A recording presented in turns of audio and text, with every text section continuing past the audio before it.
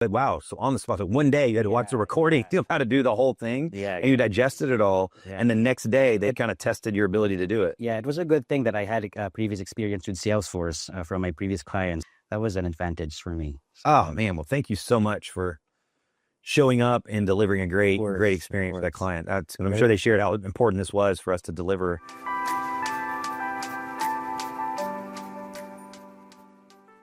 Hello, everyone, and welcome to another awesome episode of How Outsourcing and AI Works for Small to Medium Business from our offices here in Cagayan de Oro in the Philippines. Super excited to have our guest on here, Emmanuel, who has had a huge impact with a big national franchise client that we are working with. And the whole point of this whole series is to take people behind the scenes, right? When it comes to the world of outsourcing and virtual assistants and Philippines, like there's all these, and look, I was in the same place before I began this journey myself and then growing this business to 500 people in 4.5 years and 85 different industries and 5 million hours of work that we've done at this point.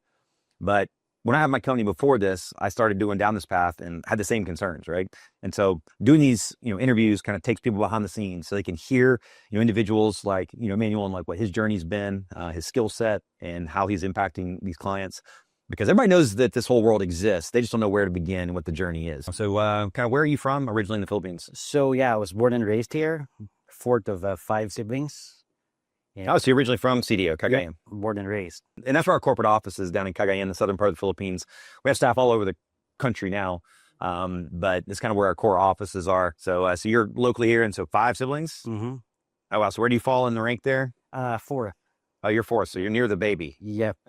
So kind of tell me, what was your interest path kind of growing up in terms of skill set, things that kind of took your interest, and what you ended up studying in school and kind of led to maybe your beginning career path before you came to us? Okay, so originally I took up tourism management in college. Oh, tourism. But I never really went that path. Our family runs several businesses. So I did some helping with the businesses. We run a pest control business and a catering business as well. Oh, wow. So I helped there a bit before Outsource Access. But then I decided that in this economy, it's always better to have another source of income. That's why I tried freelancing. And then that's what led me here to Outsource Access. Oh, awesome. Yeah. So you had some background experience in businesses, got exposed to it kind of, early on, kind of growing up in that environment. Yeah, but I really wasn't much of a help with the business per se. Sometimes I would do the inventory, but that's about it. But pest control, yeah, that's actually a big industry in the US that we kind of support, as well. So you worked within the family business, and so that was kind of what you did prior to coming and working with us. Yeah, but on this side, I actually growing up, I love dogs. I have 6 American Cocker Spaniels, and I'm trying to, and I groomed them myself. So I was thinking of starting my own grooming business before joining Outsource Access, but then fate gave me a different path, so I'm here. But I still do a bit of grooming on the side, just Cocker Spaniels. That's awesome. That's why I love doing these interviews. You never know, these kind of fun like side stories and personal projects. And we just got our second Australian Labradoodle. Actually, I was just That's nice. Doing FaceTime with our new little one that we had. Yeah, I got 2 little ones. I got a 9-year-old daughter and a 6-year-old son. And they've been wanting a dog for a long time. I grew up with dogs, outdoor dogs and so forth. But was waiting till the right time when they could actually help take care of. Right. So we got this Australian Labradoodle, and I mean, could not say enough about the breed. Like, I mean, just the temperament. The breeder we worked with, like, did temperament testing and make sure it was going to be a good fit. Right. So super good fit with our family, and not a hair has come off of that dog. That's nice. But the grooming business is no joke. It's a good opportunity. Right. So let's dive into kind of the client you're working with. And so big national, franchise in the home and commercial services space that ended up coming to us because they had a big challenge with reconciling some billing things that were going on with some big national accounts they would land for their franchisees who were servicing, but just making sure that all the billing was being reconciled relative to the work that they were doing for them. Right.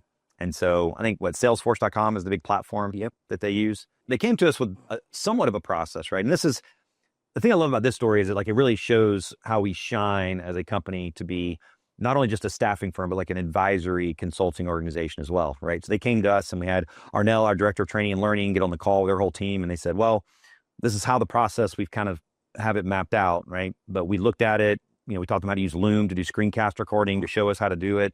And we worked with them side by side to kind of further refine that workflow process to kind of get it dialed in so that we could best, help take the photos of the actual work that was being done, then reconcile that with the billing to make sure that, things weren't getting overbilled or were in alignment with these national contracts, I believe, right? And then I had a call with one of their executives, actually, that now they want to go add potentially others for the whole other divisions because they wanted to triple a division of their business. We stumbled into working with some franchise brands. I didn't go after them. Some franchisees came to us and we just treated them like any other client. And I kept being told, like, Brad, you ought to go after this industry. Like, there's a huge need for this. The franchisors have a lot of work to support and help franchisees, right? And they got, only so much budget to work with because they're only making royalties, right? Before I knew it, like, we started getting lots of franchise brands. So we're working with franchisors and helping with supporting franchisees, either with onboarding new franchisees or helping facilitate operational support or marketing support. But then we picked up some multi-unit franchisees themselves working kind of directly with them. But this has been a hallmark opportunity for us to support them. And so kind of going through the journey of like what you've been working with them kind of from the beginning and kind of how it's evolved, exactly what the mechanics of the work you're doing. Okay. So I wasn't intended to be the original VA for this account. So really? I was a backup VA. Then the original VA had some health issues, so she had to back out.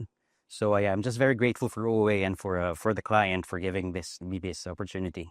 Again, part of what we provide here at OA is, again, as I mentioned at the beginning, to be, the most trusted and reliable advisory and staffing firm. So it's not just giving, providing staff, but it's helping them figure out what the process is, defining the workflows, getting our staff plugged in, and then providing comprehensive support and management and redundancy, keeping playbooks documented with all the work that we're doing, doing monthly business reviews, evaluating the performance of what we're executing, and then providing team leaders and operations managers that are supporting you, along with the whole learning and training department. We charge more than what a traditional company is, but to provide all of that additional infrastructure, right? It's worth it to the client because then they're getting kind of the reliability. A day before I actually met with a client, my OM just messaged me, gave me a recording of the training video, and then the day after I had to do a run through, and it turned out that they liked the way I did my work, and But wow, so on the spot, so one day you had to watch the recording, how to do the whole thing, and you digested it all, and the next day they kind of tested your ability to do it. Yeah, it was a good thing that I had a previous experience with Salesforce from my previous clients.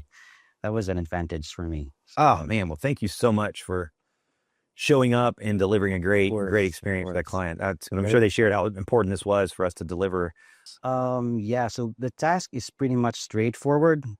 So just make sure that all charges are accurate and no discrepancies whatsoever.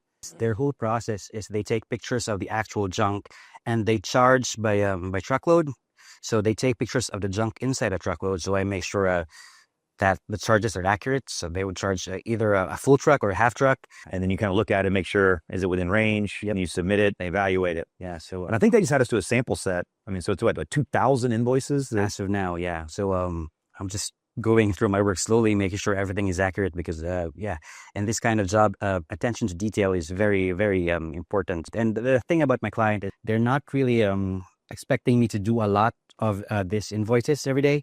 They just want me to make sure that everything is accurate. But I do manage to go over their expected quota per day. So I appreciate it. Well, I had a call with them actually before I flew here, and they're looking to step up, I think, the volume substantially. But I didn't want to compromise the quality of it, right? So there's only a certain amount of volume you do to make sure that's being done, accurately. And I know we're actually exploring some potential AI tools that can help facilitate that process as well. This is something that's designed really well for that. But you still have to have somebody oversee it. And so that's a great example of, we're trying to bring AI into the equation as well when it's applicable. But it still requires a human oversight kind of in managing that process. Right. And then they got more national clients.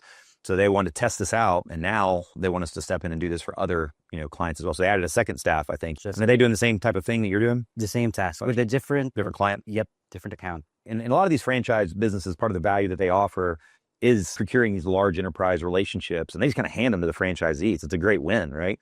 But they've got to support the cost architecture corporately to do that. And so, one of the executives I was talking to, that's kind of what they're trying to navigate is, it's great what they're doing, but they basically land and procure the whole deal with this national retailer. Right. And then, all they're still making is just their royalty on the revenue, right? And so for them, it's how do they do it most cost efficiently to provide this service? Because it ends up being a win-win, but, they got to do it so that it's economical. Well, Emmanuel, thanks so much for being here and for sharing kind of your journey. And especially in the franchising space, this is a big opportunity for us that we look at. We launched our whole franchise support system, our franchise virtual assistant model, specifically to go after this industry.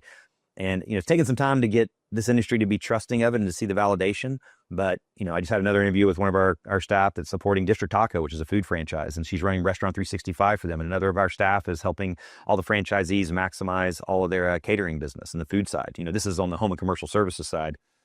Which actually, this is our magazine. We're the only company in the Philippines, I think the only one that actually has our own magazine, where we put on the cover, our staff. And this whole magazine is nothing but just celebrating our employees and their journey and their impact. And this is our home and commercial services edition version of it, just our staff working there. So I know you'll probably be featured, no doubt, in your story, kind of in our next magazine we're introducing and the impact that you've been having there. So really appreciate it. Of course. Very glad to be here. I'm very glad to be of help. Absolutely. We look forward to seeing your journey ahead. And thanks everybody for attending this episode here. If you want to learn more about us at Outsource Access, you can go to outsourceaccess.com. You can look at opportunities by industry, by service, or by software, especially in the home and commercial services space. A lot of what we do is we run the software for the platforms for the businesses, whether it's franchises or individuals, whether it's Service Titan or House Call Pro or Service Minder or any of those. You can check that out on our website. If you're seeing this on social, if you comment the word outsourcing down below, we'll send you our 2-question challenge that kind of helps you begin the journey in a very simple way, what the constraints are in your business, your franchise, your organization. As a part of it, we give you over 700 tasks we've done across 5 million hours of work over the last, I'm going on 7 years. Crazy, we've been around that long. So you scroll through that and it'll give you insight on exactly the kind of work that can be done to support you in your business in that 2-question challenge. So comment the word outsourcing down below. We'll send that your way, or visit us on our website. And you can book a call there as well with one of our team members to do a constraints analysis and see if we can be a fit for you or help point you in the right direction. So thanks again, Emmanuel. Look forward to seeing your journey ahead. And thanks everybody for attending. We'll see you on the next episode. Take care.